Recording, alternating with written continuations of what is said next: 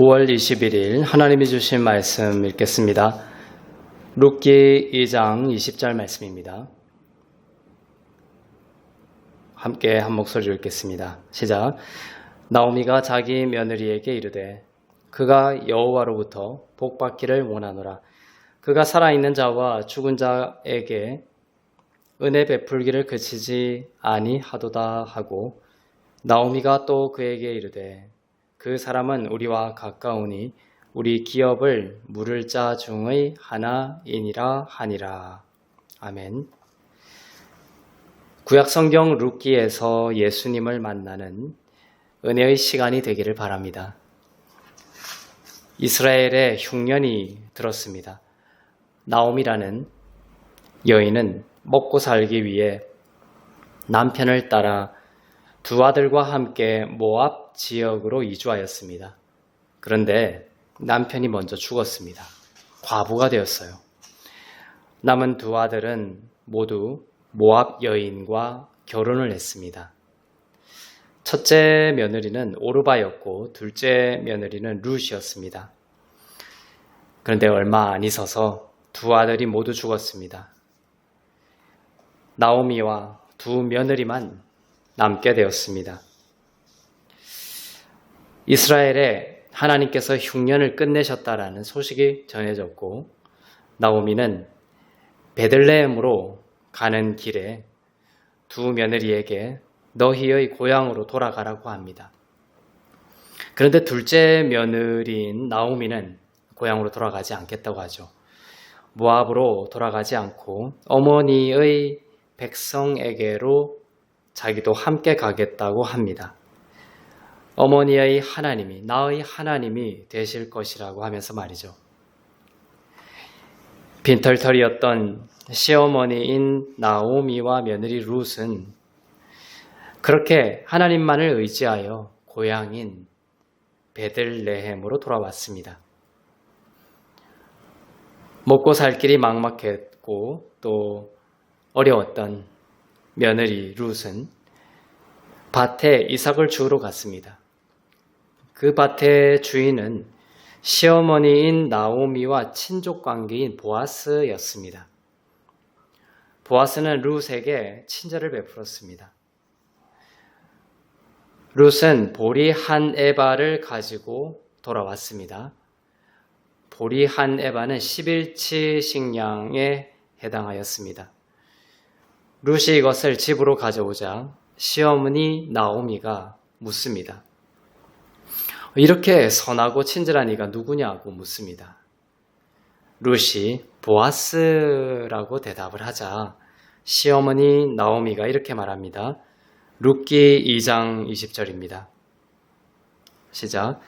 그 사람은 우리와 가까우니 우리 기업을 물을 자 중 하나니라 하니라. 친절을 베푼 보아스는 가까운 친척이고 우리 기업을 물을 자 중에 하나다라고 답합니다. 나오미와 룻은 가난한 상태로 고향에 돌아왔죠. 시어머니는 고향을 떠났기 때문에 가문의 그 토지를 박탈당했던 것입니다. 10년간이나 자기 땅을 잃은 상태였습니다. 자기 땅은 다른 사람의 소유가 되어 있었던 것이죠. 그런데 모세의 율법에는 잃어버린 땅을 회복하는 방법이 하나 있었습니다. 빈곤이나 어떤 이유로든 누군가가 땅을 몰수당하면 가까운 친척이 그 땅을 다시 사줄 수 있었던 것이었습니다. 이것이 바로 오늘 표현되고 있는 기업을 물을 자입니다. 기업을 물을 자로 인해 다시 되돌려 받을 수 있게 되는 것이었습니다. 예수님은 우리에게 기업 물을 자가 되십니다. 우리가 건강을 잃어버렸다고 하더라도 되돌려 주십니다. 재정이 빼앗겼다고 하더라도 그 기업을 물러주십니다. 자신의 부주의와 잘못으로 잃었더라도 그 잃은 것을 예수님이 다시 되사주실 수 있다는 것을, 우리의 기업을 물러주실 수 있다는 것을 믿으시기를 바랍니다. 이것이 물을 자, 곧 속량자입니다. 우리 주 예수님이 룻기에 등장하는 보아스입니다. 기업을 무르는 자가 되기 위해서는 세 가지의 자격 요건이 필요합니다. 첫째는 기업 물을 자가 되기 위해서는 친척이어야 합니다. 예수님이 인간과 같은 육신을 입고 오신 이유입니다.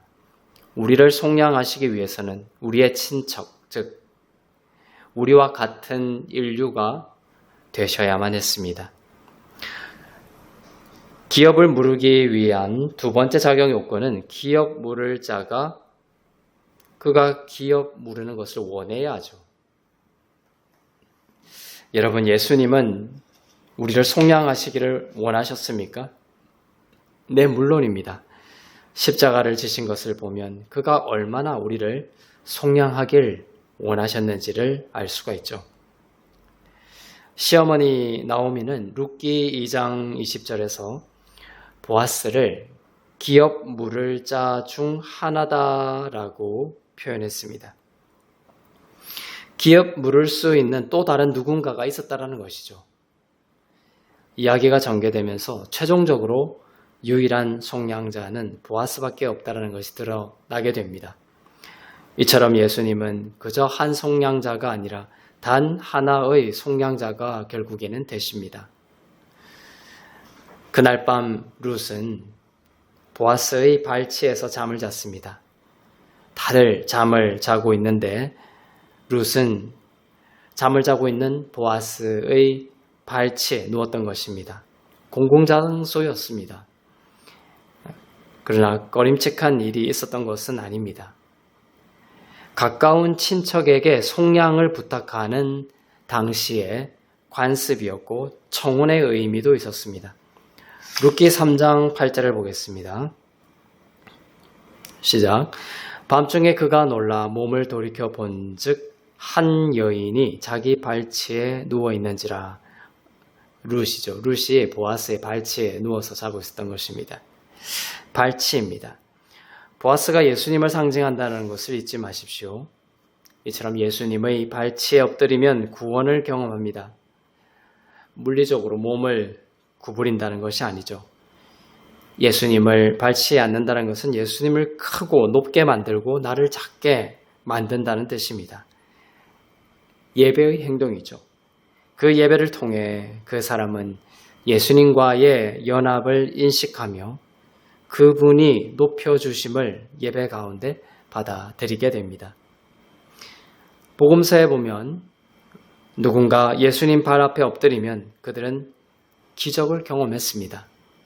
대속의 능력을 경험했습니다. 질병이 나았습니다. 회당장 야이로도 12살 난 죽어가는 딸이 낳는 기적을 경험했습니다. 예수님의 발 앞에 엎드렸기 때문이죠. 마리아는 예수님의 발치에 앉아 예수님의 칭찬을 들었습니다. 수르보니게 여인은 어떻습니까? 그녀는 귀신 들린 딸이 낳았습니다. 이처럼 우리가 예수님을 경배하면서 그분만이 나의 죄를 용서하시고 의롭게 하시는 유일한 구원자라는 것을 높여드리면 우리 모두는 같은 자리에 있는 것이며 속량의 은혜가 우리 가운데 넘칠 줄로 믿습니다. 사장이라는 타이틀이 여러분이 아닙니다. 어떤 직업이 여러분의 가치와 진가가 아닙니다. 사장을 어느 날 그만두게 되면 여러분은 제로입니까? 아닙니다. 직업과 정체성을 결부시키면 안 됩니다. 어떤 것으로도 여러분을 결부시키지 마시고 그리스도 안에서의 자신을 진정한 자신으로 알아야 합니다. 영원한 보살핌과 사랑을 받는 자입니다. 예수님의 발치에 앉아 그 진리를 믿으면 속량의 은혜가 넘칠 것입니다. 발치에 누웠던 룻에게 보아스가 묻습니다. 룻기 3장 9절을 보겠습니다. 시작. 이르되 너가 누구냐 하니 대답하되 나는 당신의 여종 룻이오니 당신의 옷자락을 펴 당신의 여종을 덮으소서. 이는 당신이 기업을 물을 자가 됨이니이다 하니. 룻은 옷자락을 펴서 자기를 덮어달라고 합니다. 그 옷이 바로 탈릿이에요. 탈릿이라는 천인데 기도보이고 기도할 때 입는 보입니다. 기도보이고 또 유대인 남자들이 입고 다녔습니다. 이 옷은 탈릿이라는 옷은 하나님의 의를 상징합니다. 신약시대에는 선물로 주시는 하나님의 의를 나타냅니다. 공의로운 해가 떠올라 치유하는 날개를 펼친다라고 성경은 말씀하고 있죠. 메시아가 오면 그분의 의로 치료의 날개를 펼친다라는 것입니다. 그래서 12년 동안 피를 흘리는 혈루병을 앓던 여인도 예수님의 그 탈릿을 만지는 순간 그 탈릿, 하나님의 공의로운 의, 예수님의 선물로 주시는 의가 그 여인을 덮어 바로 치유가 임했던 것이죠. 예수님의 의로움을 만지면 낫게 됩니다. 우리의 의로움이나 우리 노력에 의한 의로움이 아닌 예수님을 믿음으로 인해 하나님의 의가 되었다라는 것을 우리가 믿으면 하나님의 그 탈릿, 예수님의 탈릿을 만지는 것이고 우리는 나음을 입게 될 것입니다. 룻이 이렇게 청합니다. 옷자락을 펴서 여종을 덮어달라고 합니다. 무슨 뜻입니까? 당시에 이것은 문화적으로 결혼해 달라는 뜻이었습니다. 이 기도보로 덮은 것은 무엇이든 속량한다는 뜻입니다. 룻이 보아스에게 옷자락을 펴서 덮으소서라고 한 것은 청혼의 의미가 있습니다. 나를 속량하소서, 나와 결혼해 주소서, 그리고 잃어버린 토지를 되찾게 해 주소서, 되찾아 주소서라는 의미가 있는 것입니다. 룻기 3장 12절부터 14절 말씀을 읽겠습니다. 시작. 참으로 나는 기업을 물을 자이나 기업 물을 자로서 나보다 더 가까운 사람이 있으니 이 밤에 여기서 머무르라. 아침에 그가 기업 물을 자의 책임을 너에게 이행하려 하면 좋으니 그가 그 기업 물을 자의 책임을 행할 것이니라. 만일 그가 기업 물을 자의 책임을 너에게 이행하기를 기뻐하지 아니하면 여호와께서 살아계심을 두고 맹세하노니 내가 기업 물을 자의 책임을 너에게 이행하리라. 아침까지 누워있을지니라 하는지라. 보아스는 자신이 참으로 기업을 물을 자이지만 나보다 더 가까운 사람이 있으니 그가 기업을 물으지 못하겠다라고 말하면 맹세코 내가 너의 기업을 물을 것이라고 약속합니다. 보아스가 말하는 나보다 더 가까운 사람이 누구일까요? 보아스는 이 모든 속량의 일을 내가 이행할 것이니 아침까지 평안히 누워 있으라고 합니다. 이처럼 예수님이 교회에 바라는 것은 하늘의 보아스인 이 보아스를 믿고 참된 안식을 누리는 것입니다. 그분을 신뢰하고 걱정하지 않고 쉬는 것입니다. 내가 너의 짐을 들어주리라고 하십니다. 내가 너를 채워주리라 하십니다. 내가 너의 사랑하는 아들을 보호해 주리라 하십니다. 내가 너를 낫게 하리라 하십니다. 나를 믿고 내게 앉아서 평안 가운데 쉬어라고 하십니다. 평안하지 않으면 앉을 수가 없죠. 룻도 겉옷을 쓰고 있었습니다. 보아스는 룻에게 그 겉옷을 펴서 잡으라고 합니다. 여기서 이 룻이 쓰고 있었던 이 겉옷은 베일입니다. 얼굴을 가릴 수 있었던 베일이죠. 룻기 3장 14절을 보겠습니다. 보아스가 룻에게 하는 말입니다. 시작. 보아스가 이르되 내 겉옷을 가져다가 그것을 펴서 잡으라 하매. 이제는 보아스가 룻에게 하는 말이에요. 너의 겉옷을 가져다가 그것을 펴서 잡으라. 이 말. 내 겉옷을 가져다가 펴서 잡으라고 합니다. 룻은 겉옷인 베일을 쓰고 있었습니다. 보아스가 룻에게 겉옷을 가져다가 펴서 잡으라고 한 것은 베일을 거드라, 얼굴을 가리고 있던 그 베일을 거드라고 한 것인데, 이것은 남성이 여성에게 결혼하겠다라고 응답하는 것이었습니다. 청혼을 받아들인다는 의미였죠. 성경에서는 율법을 베일에 비유합니다. 율법 아래에 있으면 하나님과 친밀한 관계가 되기 어렵습니다. 베일을 거두라고 한 것이죠. 친밀한 관계를 원하시는 것입니다. 결혼한 관계를 원하시는 것이죠. 보아스가 그 청혼을 받아들이자 어떤 일이 일어났습니까? 룻기 3장 15절입니다. 시작. 그것을 펴서 잡으니 보리를 6번 대어 룻에게 지워주고 성읍으로 들어가니라. 보세요. 룻이 이삭을 주울 때에는 한 에바만 거뒀습니다. 이제 보아스가 청혼을 받아들이고 이제 그 청혼이 받아들여지니까 룻은 6배의 에바를 얻게 되었습니다. 60일치의 식량이죠. 우리가 보아스 자체의 중심을 둘 때, 즉 우리가 예수 그리스도를 중심된 초점에 둘 때 6배나 많은 하나님의 복을 받을 수가 있는 것입니다. 은사보다 은사 주시는 일을 찾고 치료보다 치료하시는 분을 중심에 두고 구할 때 우리에게 주시는 하나님의 복입니다. 나아가서 어떻게 됩니까? 룻이 보아스와 결혼을 이제 하게 되겠죠. 그렇게 되면 6배가 아니라 100배가 되는 것입니다. 보아스의 것이 모두 룻의 것이 됩니다. 예수님은 모든 것을 우리에게 주시기 원하지만 우리 심령의 중심이 예수님께 있기를 원하십니다. 그리고 우리가 예수님과 가까워질수록 예수님을 더욱 알아갈수록 30배, 60배, 100배의 영생의 복을 받게 될 것입니다.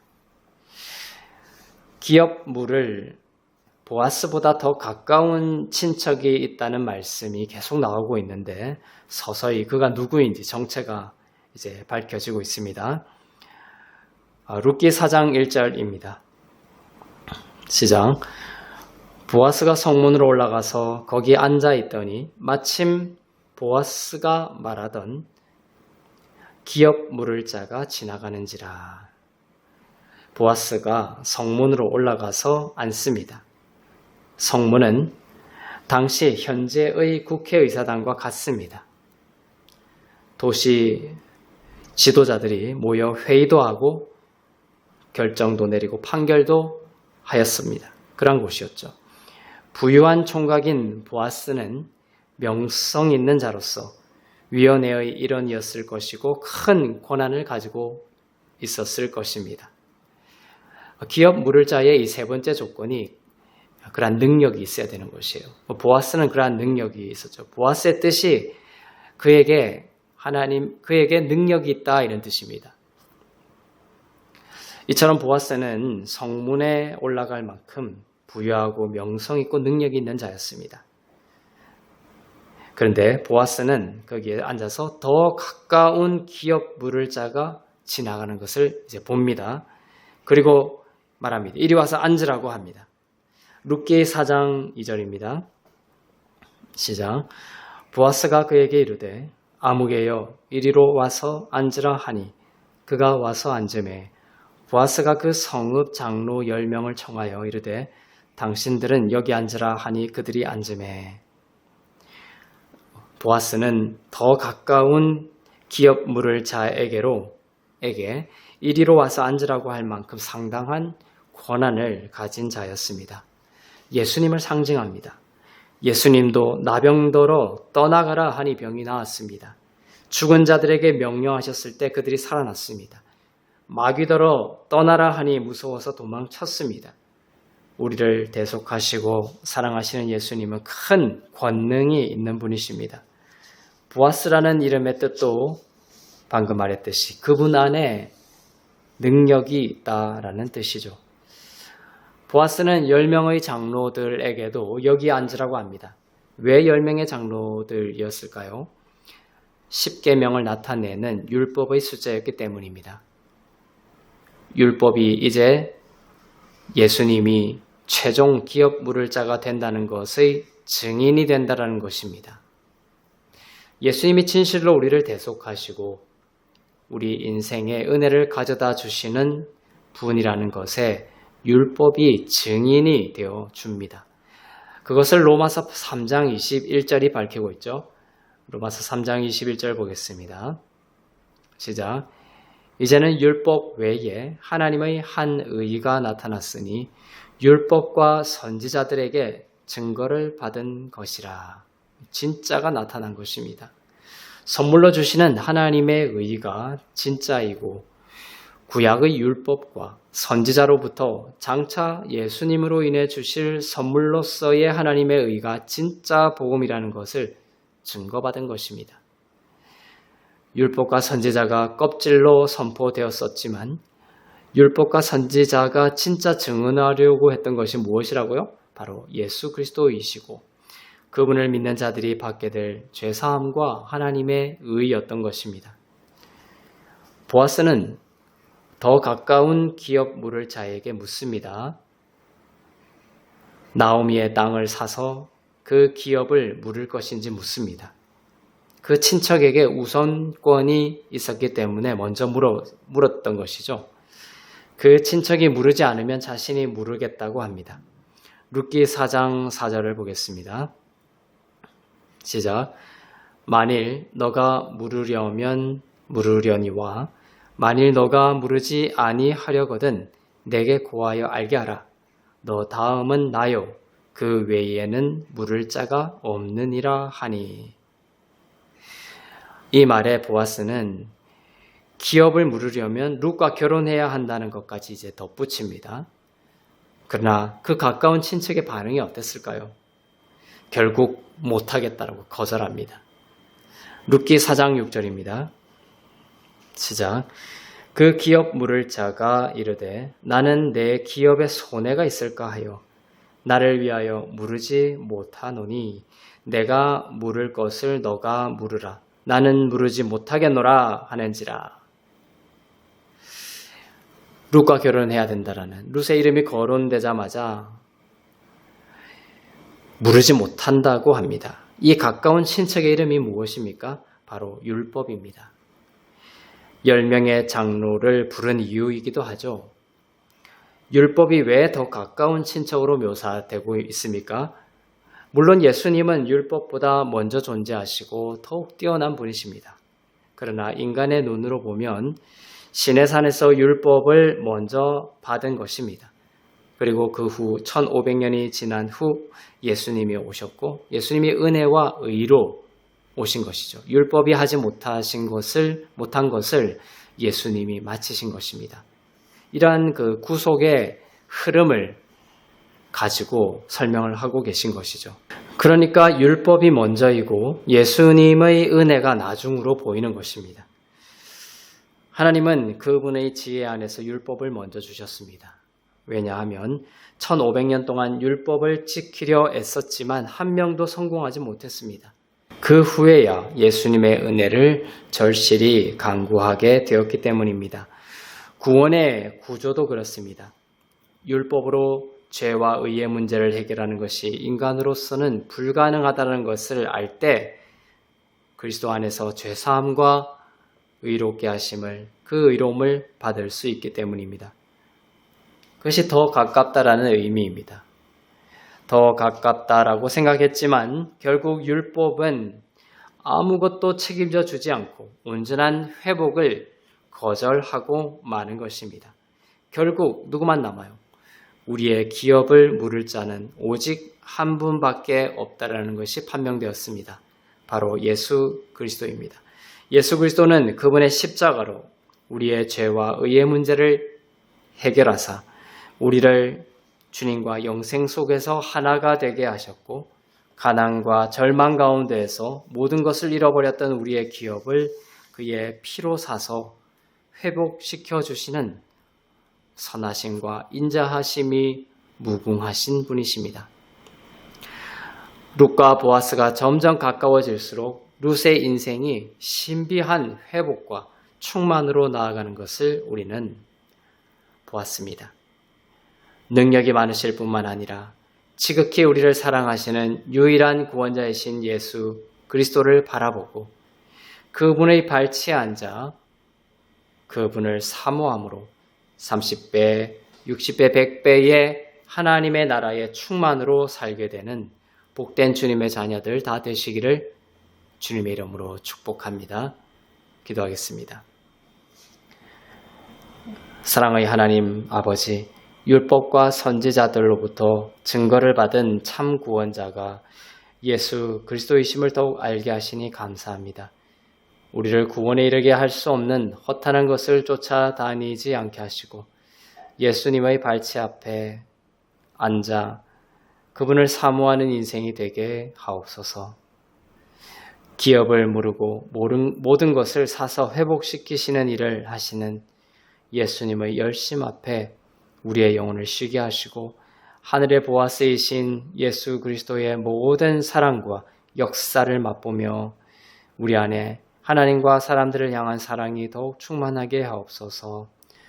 전쟁과 재난의 땅에 구원자로 임하여 주시고 질병으로 고통받고 있는 하나님의 자녀들 예수 그리스도의 보혈로 낫게 하여 주옵소서. 모든 것이 하나님의 은혜임을 고백하며 드린 예물 위에 기름 부으사 쓰이는 곳마다 복음이 전파되고 교회가 세워지고 하나님의 나라가 더욱 온전히 임하게 하옵소서. 감사드리며 이제는 우리 주 예수 그리스도의 은혜와 하나님 아버지의 사랑과 성령님의 위로교통 새롭게 하심의 역사가 우리의 잃어버린 모든 기업을 물으실 유일한 구원자이신 예수 그리스도 한 분 안에 쉬며 그분의 일하심을 보기를 원하는 주 안에서 이롭고 흠없고 거룩한 교회 가운데 선교사님들 가운데 북녘 땅과 민족들 가운데 이제부터 영원토록 충만하시기를 간절히 축원하옵나이다. 아멘. 네, 하나님께 모든 영광의 박수를 올려드리겠습니다. 네, 한 주간도 하늘의 보아스이신 우리 주 예수 그리스도 한 분만을 바라보며 승리하는 여러분 되시기를 축복합니다.